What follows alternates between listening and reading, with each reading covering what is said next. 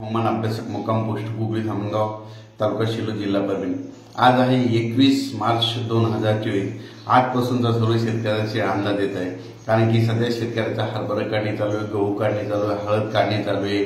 त्याच्या म्हणजे बरेच सगळ्यांचे पीक आता सगळे काढणी झालेले आहे, ज्वारी देखील काढणी चालू आहे। सर्व शेतकऱ्यांसाठी आनंदाची बातमी, जवळपास आता म्हणजे 21 मार्च पासून तर 30 मार्च पर्यंत हवामान कोरडं राहणार आहे, पाऊस काही येणार नाही म्हणून हा अंदाज लक्षात घ्यायचा।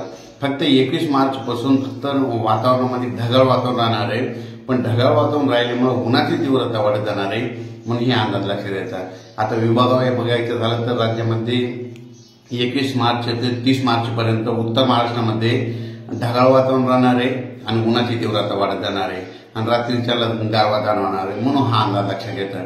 त्याच्यानंतर पश्चिम महाराष्ट्रात देखील 29 मार्च पर्यंत हवामान कोरडं राहणार आहे, ते पण रात्रीच्या थंडीचा गारवा जाणवणार आहे, दिवसा ऊन तापणार आहे म्हणून हे अंदाज लक्षात घ्यायचा। त्याच्यानंतर मराठवाड्यात देखील 29 मार्च पर्यंत हवामान कोरडं राहणार आहे, पाऊस काही येणार नाही, त्याच्यामुळे काही चिंता करायची गरज नाही। दिवसा उन्हाचा पारा जास्त राहील, रात्रीच्या थंडी जाणवेल म्हणून ही अंदाज लक्षात घ्यायचा आणि अंशतः ढगाळ वातावरण राहणार आहे।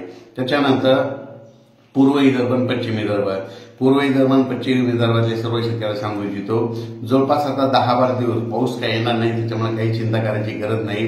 फक्त दिवसा आता उन्हाचा पारामध्ये जास्त वाढत जाणार आहे, म्हणजे 40 अंशाच्या पुढे ऊन वाढत जाणार आहे म्हणून ही अंदाज लक्षात घ्यायचा।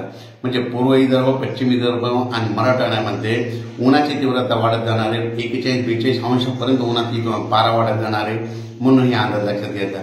पण सर्व शेतकऱ्याला सांगू इच्छितो की आता जवळपास 10 दिवस पाऊस काही येणार नाही, त्याच्यामुळे काही चिंता करायची गरज नाही। अचानक जर वातावरणात बदल झाला तर एक मेसेज दिला जाईल। धन्यवाद।